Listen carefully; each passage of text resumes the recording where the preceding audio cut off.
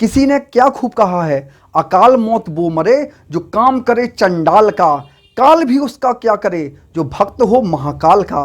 नमस्कार दोस्तों, गौरव पांडे ब्लॉग्स में आपका फिर से स्वागत है। दोस्तों, आज के ब्लॉग में हम जा रहे हैं बुंदेलखंड के केदार अर्थात जटाशंकर धाम में। हमारे साथ आजान भुज उनकी माताजी राकेश जी की भाभी जी और साथ में गोविंद जी और उनकी भाभी जी इस प्रकार, और ठाकुर साहब जो हमारे हमेशा साथ में ब्लॉक में रहते हैं उनकी भाभी जी भी साथ में जा रही हैं। इस प्रकार 3 से 4 परिवार जटाशंकर धाम की यात्रा के लिए जा रहे हैं। तो दोस्तों चलते हैं, जटाशंकर धाम की यात्रा करते हैं। दोस्तों यह ब्लॉग 3 भागों में डिवाइड रहेगा। पहले ब्लॉग में हम आपको दिखाएंगे जटाशंकर धाम की यात्रा, ठीक उसके बाद हम जटाशंकर से मात्र 3 किलोमीटर दूरी पर स्थित मोना सैया में आपको दाल बाटी और गक्कड़ भरता का आनंद दिलाएंगे। और गक्कड़ भरता के आनंद के बाद हम तीसरे ब्लॉक में आपको दिखाएंगे मोना सैया का आनंद, वहाँ की प्राकृतिक छटा। तो दोस्तों चलते हैं, सबसे पहले हम जटाशंकर धाम के दर्शन करते हैं। दोस्तों जो सामने टवेरा गाड़ी रखी उससे हम आई हुई हैं, सभी सदस्य आ चुके हैं। 3 से 4 परिवार हैं और बहुत ही उत्साह है। 50 किलोमीटर का हमने सफ़र किया है तो थोड़ी थकान भी है। हम गाड़ी से उतर चुके हैं और जटाशंकर धाम की भूमि में चूमते हुए वहाँ खड़े हुए हैं। तो दोस्तों हमारे आजान भुज भी साथ में हैं, राम जी भी हैं, और हमने सोचा क्यों ना हम सबसे पहले प्रसाद लिए। और ठीक सामने कितना सुंदर भैया जी द्वारा यहाँ का जो प्रसाद है उसको दिया जा रहा है, जिसको कलाकंद बोलते हैं। यहाँ कई वैरायटियाँ कलाकंद मिलता है। तो दोस्तों हमने एक बहुत सुंदर, बहुत सबसे उच्च क्वालिटी का कलाकंद हमने पसंद किया है। हमारे आजान भुज भी थक चुके हैं और कुर्सी पर बैठे हुए हैं। हमारे साथ दीपा भाभी, गोविंद जी भी कलाकंद प्रसाद में ले रहे हैं। और बहुत सुंदर यह दुकान, दोस्तों यह जटाशंकर धाम में ऊपर की ओर स्थित है ये दुकान। तो दोस्तों हमने प्रसाद ले लिया है और हम चलते हैं जटाधारी भोले बाबा के दर्शन करने के लिए। हमारे साथ यह वंश महाराज भी हैं। तो दोस्तों आप देख सकते हैं कितनी सुंदर यह प्राकृतिक छटा के बीच में स्थित यह रमणीय स्थान। तो दोस्तों हम ऊंचाई पर आए हुए हैं तो हमको नीचे सीढ़ियां उतरना है। यहाँ की जो सुंदरता है, यहाँ की बंदर हैं, आपको ठीक सामने यह लंगूर दिखाई दे रहे हैं। तो दोस्तों हम नीचे चलते हैं और भोले बाबा के आपको दर्शन कराते हैं।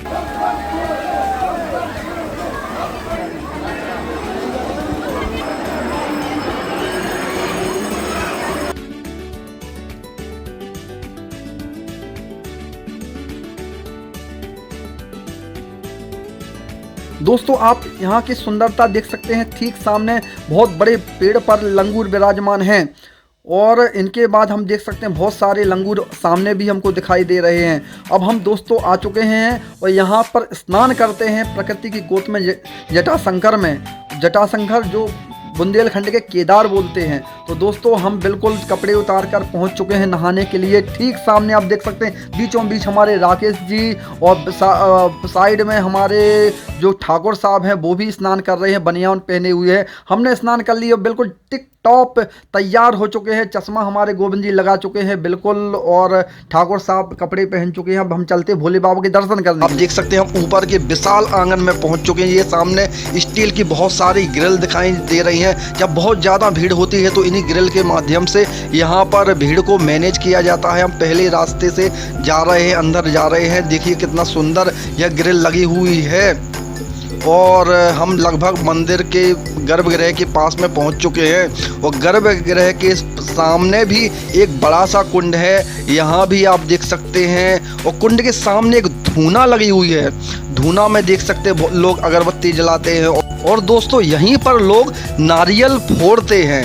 तो दोस्तों देख सकते हैं एक श्रद्धालु अपना नारियल फोड़ते हुए उन्होंने अपना नारियल फोड़ दिया है और भोले बाबा को अर्पित कर दिया। कितना सुंदर व सफ़ेद कलर की यह गरी निकली है। और सामने जो पंडित जी विराजमान हैं उनको लोग प्रसाद देते हैं और पंडित जी उसका प्रसाद लगाते हैं।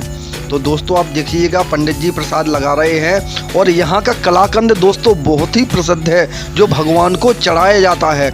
यहाँ बहुत सारी दुकानें हैं जहाँ पर आपको कलाकंद मिल जाता है और आप यहाँ से खरीदिएगा और भोले बाबा को प्रसाद चढ़ाइएगा। दोस्तों आप देख सकते हैं धूना के ठीक सामने ये स्टील की ग्रिल है। इसके अंदर 3 कुंड हैं जहाँ पर आप देख सकते हैं तीनों कुंडों का अलग ही महत्व है। दोस्तों कहा जाता है यह स्थान बहुत ही प्राकृतिक है। और इस तीनों कुंडों में जल कहाँ से आता है जो किसी को जानकारी नहीं है। आप देख सकते हैं तीनों लगातार यह कुंड बने हुए हैं। इसमें मौसम के अनुसार जल रहता है। इस समय ठंडियों में गर्म पानी रहता है और नॉर्मल पानी ज़्यादातर रहता है। तो दोस्तों कहा जाता है अगर किसी के शरीर में कोई खुजली या ईचिंग टाइप का हो तो आप प्रतिदिन यहाँ पर आइएगा और इस जल से नहाइएगा और आपका यह खुजली जो चर्म रोग है समाप्त हो जाता है। दोस्तों आप देख सकते हैं गौमुख से आता हुआ जल लोग भी इसका नहाने के साथ आनंद ले रहे हैं। सामने कितने सारे सुंदर सुंदर घंटे लगे हुए हैं। तो दोस्तों अब हम सामने गर्भगृह में प्रवेश करते हैं और बहुत सारी भीड़ है। हम चलते हैं और भोले बाबा के जयकारा लगाते हैं सामने पंडित जी, और हम लगभग भोले बाबा जटाशंकर धाम जो बुंदेलखंड के केदार के नाम से जाने जाते हैं उनके सामने प्रवेश और उपस्थित हो चुके हैं। आप देखिएगा ऊपर यह दान पेटी के जस्ट नीचे जो स्टील की नीचे ग्रिल लगे सामने देख सकते हैं भोले बाबा दिखाई दे रहे हैं। हमने भोले बाबा के दर्शन किए। जैसे ही हम मंदिर से बाहर निकलते हैं तो यह गौमुख हमको दिखाई देती है जहाँ से प्राकृतिक नेचुरल पानी गिर रहा है। कितना आनंद आ रहा है गौमुख से पानी गिरता हुआ। नीचे लोग आनंद ले रहे हैं, अपनी प्यास भी बुझा रहे हैं और भोले बाबा को जल चढ़ाने हेतु भर भी रहे हैं। ऊपर देखिए कितना सुंदर प्राकृतिक, यह प्राकृतिक की गोद में स्थित यह स्थान बुंदेलखंड का केदार। दोस्तों अगर आप छतरपुर आते हैं या छतरपुर वासी हैं तो छतरपुर से मात्र 50 किलोमीटर दूरी पर यह रमणीय स्थान स्थित है। आप आइएगा और यहाँ पर स्नान कीजिएगा और भोले बाबा को जल चढ़ाइएगा।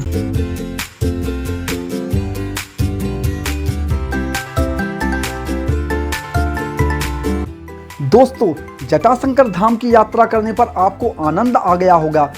साक्षात भगवान भोले बाबा वहाँ विराजमान हैं। तो दोस्तों आप बन रहे हैं मेरे साथ। अगले ब्लॉग में हम ब्लॉग नंबर 2 में आपको बता रहे हैं कि मोना सैया में जो हमने गक्कड़ भरता का कार्यक्रम किया है उसको दिखाते हैं।